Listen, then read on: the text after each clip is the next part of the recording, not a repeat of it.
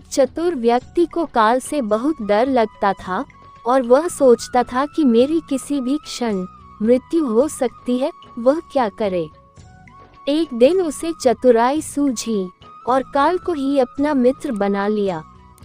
उसने अपने मित्र काल से कहा, मित्र, तुम किसी को भी नहीं छोड़ते हो, किसी दिन मुझे भी काल में धर लोगे। काल ने कहा, ये मृत्यु लोक है, जो आया है उसे मरना ही है, सृष्टि का यह शाश्वत नियम है, इसलिए मैं मजबूर हूँ, पर तुम मित्र हो इसलिए मैं जितनी रियायत कर सकता हूँ करूँगा, मुझसे क्या आशा रखते हो, साफ साफ कहो।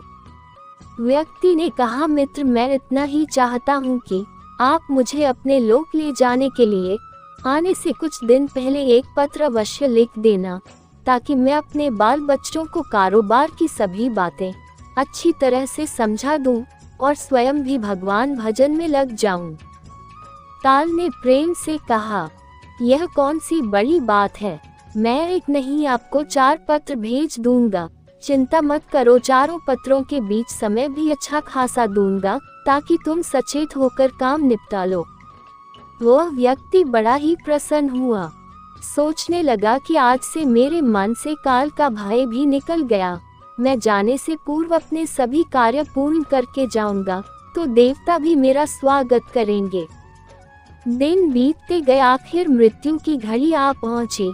काल अपने दूतों सहित उसके समीप आकर बोला, मित्र, अब समय पूरा हुआ, मेरे साथ चलिए, मैं सत्यता और दृढ़ता पूर्वक अपने स्वामी की आज्ञा का पालन करते हुए एक क्षण भी तुम्हें और यहाँ नहीं छोड़ूंगा। उस व्यक्ति के माथे पर बल पड़ गए, भरे कुटी तन गई और कहने लगा, धिक्कार है तुम्हारे जैसे मित्रों पर, मेरे साथ विश्वासघात करते हुए तुम्हें लज्जा नहीं आती। तुमने मुझे वचन दिया था कि आने से पहले पत्र लिखूंगा, परंतु तुम तो बिना किसी सूचना के अचानक दूतों सहित मेरे ऊपर चढ़ाए। मित्रता तो दूर रही, तुमने अपने वचनों को भी नहीं निभाया।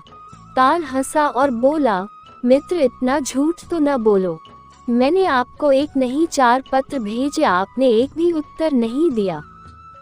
उस व्यक्ति ने चौंक कर पूछा, कौन से पत्र, कोई प्रमाण है, मुझे पत्र प्राप्त होने की कोई डाक रसीद आपके पास है तो दिखाओ। काल ने कहा, मित्र, घबराओ नहीं, मेरे 4 पत्र इस समय आपके पास मौजूद हैं।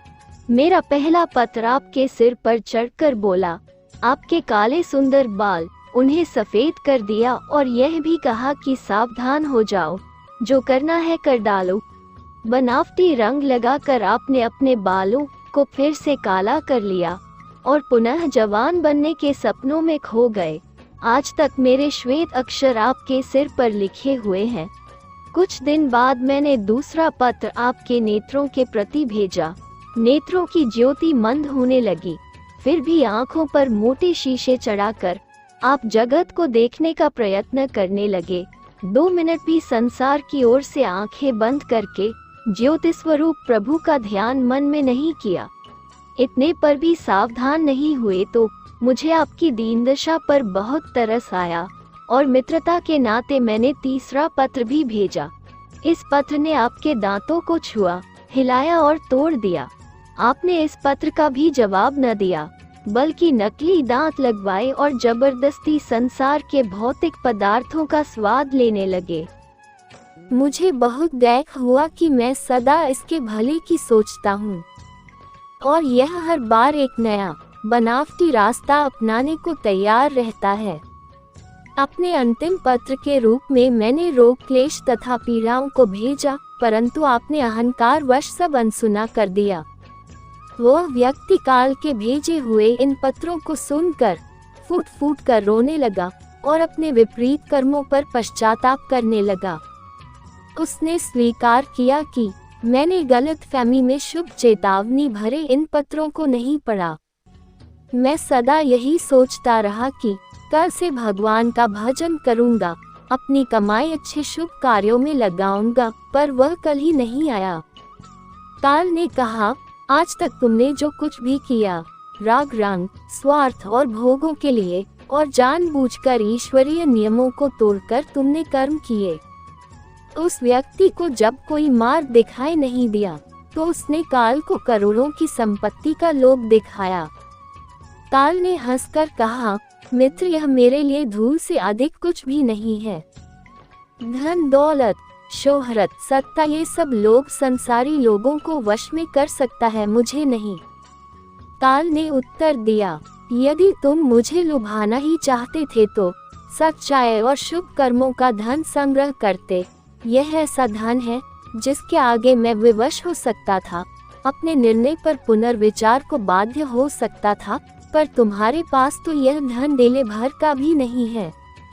तुम्हारे ये सारे रुपए पैसे, जमीन जायदाद, तिजोरी में जमा धन संपत्ति सब यहीं छूट जाएगा। मेरे साथ तुम भी उसी प्रकार निर्वस्त्र जाओगे जैसे कोई भिखारी की आत्मा जाती है। काल ने जब मनुष्य की एक भी बात नहीं सुनी तो वह हाय हाय करके रोने लगा। सभी संबंधियों को पुकारा, परंतु काल ने उसके प्राण पकड़ लिए और चल पड़ा अपने गंतव्य की ओर। कहानी से ज्ञान एक ही सत्य है जो अटल है, वह है कि हम एक दिन मरेंगे जरूर। हम अपने जीवन में कितनी दौलत जमा करेंगे, कितनी शोहरत पाएंगे, कैसी संतान होगी, यह सब अनिश्चित होता है। ये सब समय के गर्भ में छुपा होता है, परंतु हम एक दिन मरेंगे, बस यही एक बात जन्म के साथ ही तय हो जाती है। समय के साथ उम्र की निशानियों को देखकर तो कम से कम हमें प्रभु परमेश्वर की याद में रहने का अभ्यास करना चाहिए। इसमें तो हर एक को, चाहे छोटा हो या बड़ा, सबको प्रभु परमेश्वर की याद में रहकर ही कर्म करने चाहिए।